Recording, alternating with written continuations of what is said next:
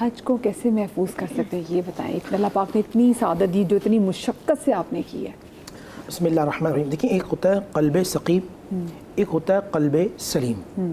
قلب سقیم مطلب وہ بیمار دل جو گناہوں کی طرف جاتا ہے، مائل ہے، جس کو گناہ کرنے کا بڑا شوق ہے، جو حب دنیا میں جا چکا ہے، جس کا سینہ کینا ہے. میں ہم نے والد صاحب رحمۃ اللہ علیہ کا جملہ کہوں گا. ابا کہتے تھے بیٹے یا تو سینے میں کینہ ہوگا یا مصطفیٰ کا مدینہ ہوگا. اگر کینہ ہے، برائی ہے، بغض ہے، عداوت ہے، نفرت ہے، جو منافقین کی 12 نشانیاں اللہ نے پہلے پارے کے دوسرے رکوع میں بیان فرمائے، اگر وہ سب کی سب موجود ہیں تو پھر ایسے لوگوں کے حج اللہ سبحانہ و تعالیٰ کے منہ میں مار دے گا جب تک توبہ نہ کرے. سچی توبہ نصیب ہوگی تو اللہ سبحانہ و تعالیٰ دل کو قلب سلیم بنا دے. مثال کے طور پہ میں ایک مثال دیتا ہوں. ایک شخص جا رہا ہے یہاں پہ اور وہ اپنا حج جو ہے وہ پورا سوشل میڈیا پہ دکھا رہا ہے، کر رہا ہے اس نیت سے کہ لوگ مجھے حاجی کہیں، لوگ مجھے حاجی کہیں. تو ایسے حج کو اللہ سبحانہ و تعالیٰ اپنی بارگاہ میں قبول نہیں فرمائے گا. نہ کہ آپ احادیث میں پڑھیں جو سب شرک اصغر کہا گیا اس کے کہ جو ریاکاری کے لیے نماز پڑھے. اللہ سبحانہ و تعالیٰ ایسی چیزوں سے اعمال سے شدید ناراض ہوتا. اچھا اب محفوظ کیسے کریں؟ وَاصْبِرْ نَفْسَكَ مَعَ الَّذِينَ يَدْعُونَ رَبَّهُمْ. سورہ کہف میں اللہ سبحانہ و تعالیٰ شاہ فرماتے ہیں اپنے نفسوں کو ان لوگوں کے ساتھ روک لو کہ جو میری عبادت کرتے ہیں. میں آپ کو اپنی مثال دیتا ہوں. جب میں حج پہ گیا تو میں نے وہاں دیکھا کہ جو پاکستانی جو تھا نا اکثر جو ہمارا پورا ایک تھا وہ سب وہاں بیٹھ کے کیمپس میں باتیں کر رہے ہیں، دنیا کی باتیں، اور وہ عجیب کنڈیشنز ہیں. میرے ساتھ میرے دوست بھی تھا، وہ بھی عالم دین تھے. ہم سب باہر نکلے تو عرب کے کچھ نوجوان لڑکے تھے. اب بہن تقریباً 12 ساڑھے 12 کا ٹائم ہوگا کیونکہ اللہ کے نبی نے عرفات کے میدان میں کھلے آسمان کے نیچے وقوف کیا. تو میں سنت کے مطابق باہر نکلا تو عصر کی نماز تک یہ آیت اس دن میری سمجھ میں آئی مجھے. وَاصْبِرْ نَفْسَكَ، اپنے نفسوں کو ان نیک روحوں کے ساتھ روک کے رکھو. وہ نوجوان جو 12:30 بجے عبادت کے لیے اور ہاتھوں کو دعا کر کے شروع کر رہے تھے عربی کے اندر اور زار و قطار رو رہے تھے عصر کی نماز تک، قاری صاحب وہ اسی طرح رو کے مانگ رہے تھے. ان کو دیکھ کے گرمی کے اندر نا وہ احساس تھا کہ یار یہ رکنا ہے. جہاں ہاتھ نیچے پاکستانیوں کی عادت ہے نا نیچے آ جاتے تھے، تو وہ نوجوانوں کی ہمت، طاقت دیکھ کر، انرجی دیکھ کر. تو یہاں آپ کو ایک اور میں مثال دوں گا. سردیوں کے اندر اگر آپ کی گاڑی کی بیٹری کمزور ہو جائے اور آپ کی گاڑی جو آٹومیٹک ہے تو دھکے سے سٹارٹ نہیں ہوگی، تو آپ جب پاورفل بیٹری رکھیں گے، اس کو کنیکٹ کریں گے، چارج کریں گے تو فوراً گاڑی سٹارٹ ہو جائے گی. اسی طرح آپ کا دل قلب سقیم ہوگا، مردہ دل ہوگا، اور آپ چاہتے ہیں کہ آپ کا حج محفوظ ہو تو جو اللہ کے نیک بندے آپ اپنا تعلق ان کے ساتھ مضبوط کریں. آپ اس گیدرنگ میں بیٹھتے ہیں جہاں جھوٹ بہت زیادہ بولا جاتا ہے، غیبت بہت زیادہ کی جاتی ہے، حسد بہت زیادہ ہے، عداوت بہت زیادہ ہے، نفرت بہت زیادہ ہے، تو آپ نہیں بچ سکتے. آپ کے دل میں وہ کہیں نہ کہیں وہ اثرات آپ کے دل میں آئیں گے. جہاں نیک لوگ ہوتے ہیں اللہ کا ذکر ہوتا ہے. یا ایھا الذین آمنوا اذکروا اللہ ذکرا کثیرا وسبحوا بکرۃ واصیلا. جو صبح شام اللہ کا ذکر کرتے ہیں اللہ کی رحمت کی بارش ہوتی ہے تو پھر اللہ سبحانہ و تعالیٰ آپ کے معاملات کو بہتر فرمائے گا. تو صحیح کہ آپ حج کو محفوظ کرنا چاہتے ہیں. قرآن مجید فرقان حمید کو کسی عالم کی نگرانی میں سمجھ کے پڑھنا شروع کیجیے. جو 24,000 الاتقان فی علوم القرآن کے اندر امام سیوطی نے کہا کہ 24,000 اللہ کے میسیجز ہیں. یہ کیا میسیجز ہیں؟ ایک چھوٹی سی ہمیں یہاں پہ بریک لینی ہے، بریک کے بعد ملاقات ہوگی. لبیک اللہم لبیک لبیک لا شریک لک لبیک ان الحمد والنعمت لک والملک لا.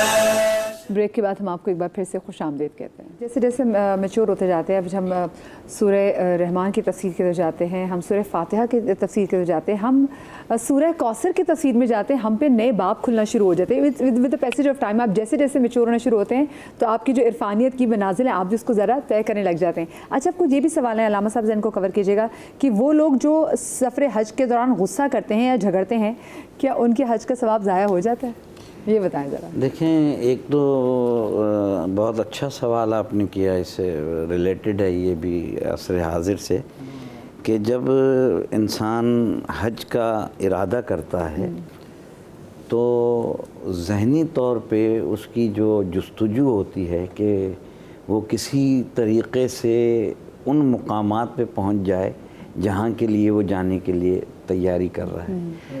مثلاً امام حسن علیہ السلام نے 25 حج پیادہ کیے، پیادہ حج کیے امام حسن علیہ السلام نے، اور کثیر حج کے میں یعنی لوگ ہیں، اور جیسے ہی فرزند رسول آتے ہیں تو حاجی خود رستہ بنا دیتے ہیں اور آپ غلاف کعبہ کو پکڑ کر اور آپ دعا مانگتے ہیں۔ اگر آج کا مسلمان وہ دعا کے امام حسن کے جملے سن لے تو پھر انسان جب قصد کر لے سفر کا کہ حج کے سفر کا، تو سارے غرور کے بت، دنیا کی ساری باتیں، دنیا کی ساری جو اس کی جو کینہ ہے، جو کینہ ہے، حسد ہے، جو بغض ہے، اور جو آگے کے لیے سوچ رہا ہے دنیا کے لیے، وہ سب کچھ چھوڑ کے بس اس کا ذہن جو ہے وہ اللہ کی طرف مائل ہو جائے۔ تو حج کے لیے جب آدمی تیار ہوتا ہے اور حج کے سفر کے لیے نکلتا ہے تو غصہ تو بہت بڑی چیز ہے، یہ آتا بھی بہت ہے۔ یہ میں آپ کو بتا دوں، نفس کے ساتھ جو ہے لڑنا پڑتا ہے، نفس وہاں کے آپ کو آزمانے لگ جاتا ہے وہاں، یعنی یوں سمجھ لیجئے کہ حج کے سفر کا اعادہ کیا آپ نے تو اب آپ کا ایک امتحان ہے اور بڑا سخت امتحان ہے۔ جی اور پھر جب آپ جیسے مفتی صاحب نے کہا عرفات میں آدمی پہنچتا ہے تو پھر جو ہے وہ گتھم گتھا ہونے والی بات ہو جاتی ہے۔ انسان جو ہے وہاں موسم اور ساری چیزیں اس کو دیکھ کے، تو میں یہ کہتا ہوں کہ جیسے ابھی ہماری بہن کہہ رہی تھی کہ حج جو ہے وہ انسان کے کردار میں تبدیلی کا نام ہے۔ یعنی آپ کہتے ہیں نا زبان سے کہہ بھی دیا لا الہ تو کیا، امپلیمنٹ ہونا چاہیے۔ یعنی حج کے بعد اگر آپ کے کردار میں تبدیلی نہیں آتی تو پھر وہ حج کس کام کا ہے؟ حج تو پھر تو غصہ تو دور کی بات ہے، اگر آپ کے دل میں عشق ہے کہ آپ سرکار کا روزہ دیکھنا چاہتے ہیں، آپ اس نیت سے جا رہے ہیں کہ میری پہلی نظر کعبے پہ پڑے گی تو میں جو دعا کروں گا وہ دعا ضرور قبول ہو جائے گی، میں طیبہ کے سفر پہ جا رہا ہوں۔ جب یہ آدمی تصور کر لیتا ہے نا تو دنیا کے سارے بت گر جاتے ہیں۔ ہاں مگر ایک چیز ہے کہ عبادت میں اور عادت میں بہت بڑا فرق ہے۔ کچھ لوگ جاتے ہیں عادتاً، کچھ لوگ جاتے ہیں عبادتاً۔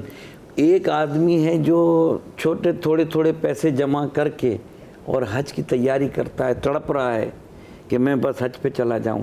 ایک ہمارے حاجی صاحب ہیں جو بہت بڑے تاجر ہیں، سارا سال کمایا اور نوٹ جمع کیا اور حج کی طرف چلے گئے۔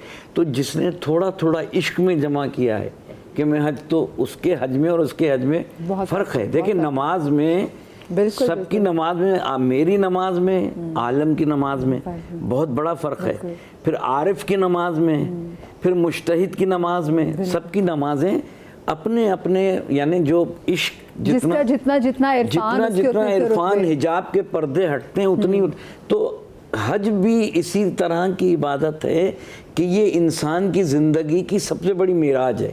اب دیکھنا یہ ہوتا ہے کہ اس امتحان میں انسان کامیاب کتنا ہوا ہے۔ یعنی حج کر کے آنے کے بعد بھی اگر ملاوٹ کر رہا ہے تو پھر اس نے حج سے کچھ حاصل نہیں کیا، یعنی امتحان گاہ سے کچھ سیکھا نہیں اس نے۔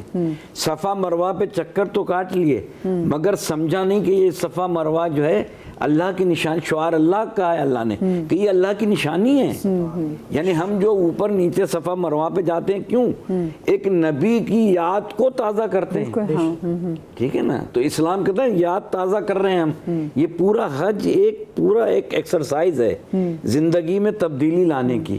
اگر حج کے بعد زندگی تبدیل نہیں ہو رہی، کردار سازی نہیں ہو رہی، تو یہ کسی کو کہنے کی ضرورت نہیں ہے، اپنا نفسی خود کہتا ہے کہ تم گئے تو تھے حج کرنے مگر تمہارے کردار میں اوصاف میں کوئی تبدیلی نہیں وہ نظر نہیں آیا۔ اچھا ایک اور سوال ہے ڈاکٹر صاحب کہ وہ لوگ جو حج پہ جاتے ہیں لیکن ساتھ ہی اپنا کوئی کاروباری کام نمٹانے کا ارادہ بھی رکھتے ہیں، کیا یہ جائز ہے؟ اس کا جواب میں آپ سے لوں گی۔ اور بریک پر جانے سے پہلے میں نے ڈاکٹر صاحب سے سوال کیا تھا کہ جو لوگ حج پر جاتے ہیں لیکن ساتھ ہی میں اپنا کوئی کاروباری کام نمٹانے کا ارادہ بھی رکھتے ہیں تو کیا یہ چیز جائز ہے؟ بسم اللہ الرحمن الرحیم۔ حج پر جا کے کام نمٹانا تو کیا، اب تو حج خود ہی ایک کاروبار ہے، بہت بڑا کاروبار ہے، اربوں خربوں روپے کا، اور جائز بھی ہے۔ لیس علیکم جناح ان تبتغوا فضلا من ربکم، یہ قرآن کریم میں سورہ بقرہ میں آتا ہے کہ شروع میں بھی یہ تھا گمان کہ شاید اگر حج پہ جائیں گے تو ظاہر ہے حج کے ضروریات ہیں، خرید و فروخت ہے، کھانا پینا لینا دینا سب چیزیں ہیں، قربانی کے جانور خریدنے ذبح کرنے، تو کچھ یہ تھا کہ شاید حج کے دوران یا حج کے ایام میں بالکل خرید و فروخت حرام ہے، تو اللہ تعالیٰ نے سورہ بقرہ میں نازل فرما دیا کہ لیس علیکم جناح ان تبتغوا فضلا من ربکم فاذا افضتم من عرفات فاذکروا اللہ کذکرکم آباءکم او اشد ذکرا، تو بزنس جائز ہے۔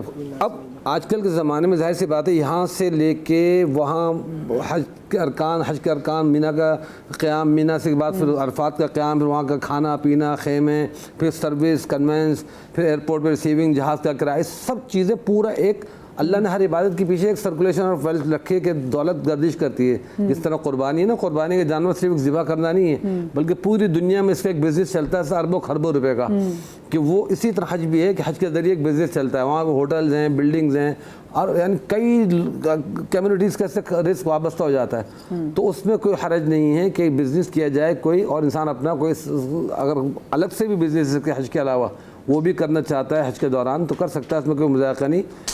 باقی جو اس سے پہلے آپ نے سوال کیا تھا تو کہ اس کے اندر حج کے اندر غصہ بہت آتا ہے، لڑائی بہت ہوتی ہے، تو یہ تو کنفرم ہے، الحج اشہر معلومات فمن فرض فیہن الحج فلا رفث ولا فسوق ولا جدال فی الحج، یہ بالکل صراحتاً آیا قرآن میں کہ حج جو ہے چند مہینوں کے درمیان ایک عبادت کا نام ہے، اور پھر اس میں بھی سمجھے 5 دن ہے، پھر 5 دن میں بھی 3 خاص دن ہیں کہ قربانی کے بعد پھر انسان کا حرام تو اتر جاتا ہے، لیکن وہ 3 دن بڑے اہم ہوتے ہیں، اور وہ نہ چاہتے ہوئے بھی غصے والی کیفیت ایسے آ جاتی ہے کہ انسان کا ظاہر 35 لاکھ 40 لاکھ کا مجمع ہوتا ہے، اب ٹرین میں جانا ہے، وہ چھینا جھپٹی شروع ہوتی ہے اب کراچی ایئرپورٹ سے، اب جب آپ جا رہے ہیں وہاں لائن لگانی ہے، سامان ہے، امیگریشن ہے، آپ کو سب کچھ کرانا ہے، سیٹیں لینی ہے، اپنے سب کچھ کرنا ہے، یہاں سے جو نفس کا مجاہدہ شروع ہوتا ہے، پھر اس کے بعد وہاں پہ جو حج کے مجاہدے ہوتے ہیں کہ بھئی ہوٹل پہ جا کے اسٹے کر لیا، بس نے سامان اتار دیا، اب وہ لوڈر نہیں آ رہے، سامان لفٹ سے اوپر چڑھانا ہے، نیچے اتارنا ہے، فیملی روڈوں پہ بیٹھی ہوئی ہے۔ میں بھی عمران میں بہت سارے ٹاسک آلریڈی ہمارے دماغ میں موجود ہوتے ہیں، جو ٹاسک جب ہمیں پورے ہوتے ہوئے دکھائی نہیں دے رہے ہوتے تو تب بھی ہم فرسٹریشن کا شکار ہوتے ہیں کہ میں نے تو یہ سوچا تھا، میں بہت سے لوگوں کو دیکھتی ہوں وہ کہتے ہیں جی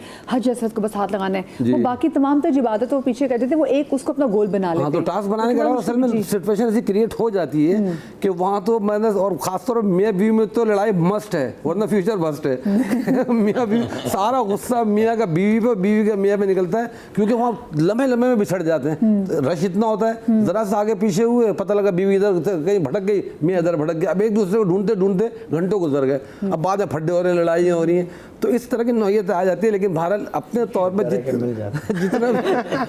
جتنا بھی اوائڈ کر سکتے کرنا چاہیے، لیکن سچویشن کریٹ ہو جاتی ہے کہ ایسی، اور خاص طور پہ جو آپ نے کہا حجر اسود کو بوسہ دینا وغیرہ، اسی لیے اسلام نے آسانیاں دے دی، آپ دور سے اشارہ کر کے بوسہ کر لیں، ورنہ وہاں جو دھکم پیل ہوتی ہے، خواتین بھی گھسی ہوئی، مرد بھی غصے میں، احرام اتر گئے، کپڑے پھٹ گئے، بے حرمتی ہو رہی ہے۔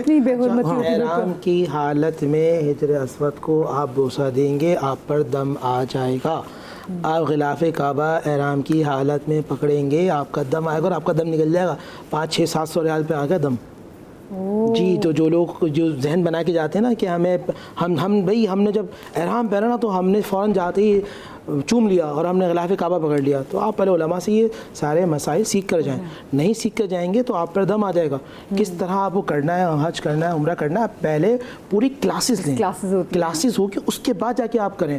بہت ساری فحش غلطیاں لوگ کر دیتے ہیں منی کے اندر، مزدلفہ کے اندر، عرفات کے میدان کے اندر، جس کی وجہ سے آپ مسجد نمرہ میں چلے گئے، مسجد نمرہ کا ایک حصہ جو عرفات کے میدان میں ہے اور ایک منی کے اندر ہے، آپ منی میں چلے گئے اگر آپ 9 کو، تو آپ کا حج ہی نہیں ہوگا، رکن اعظم ہی نہیں ہوگا۔ اب دیکھیں نا، ہمیں جب ہم نماز بھی جب پڑھ رہے ہوتے ہیں تو اس میں بھی ہے کہ اپنی نظریں یہ نہیں کرنی، اس کا پورا ڈیکورم ہے، تو یہ تو پھر اب عبادتوں میں افضل ترین عبادت ہے، افضل ترین سعادت ہے حج کی، تو اس میں جاتے ہوئے بھی ایسی کتنی ایسی جو جس کا ڈیکورم ہے، جس کا آپ کو خیال رکھنا ہے، اور اسی لیے وہ بات میں نے صحیح کی کہ وہ جو پہلے جو کلاسز ہوتی نا ان کو تو ضرور آپ اٹینڈ بھی کریں، اور ساتھ میں جو گئے ہوں ان سے بھی ذرا رہنمائی لینے کی کوشش کریں کہ بھئی دیکھیں کیا کیا چیزیں کرنی چاہیے اور کیا کیا چیزیں تو بالکل بھی نہیں کرنی چاہیے۔ ایک چھوٹی سی ہمیں یہاں پہ بریک لینی ہے، بریک کے بعد ملاقات ہوگی۔ لبیک اللہم لبیک لبیک لا شریک لک لبیک ان الحمد والنعمت لک والملک لا۔ بریک کے بعد ہم آپ کو ایک بار پھر سے خوش آمدید کہتے ہیں۔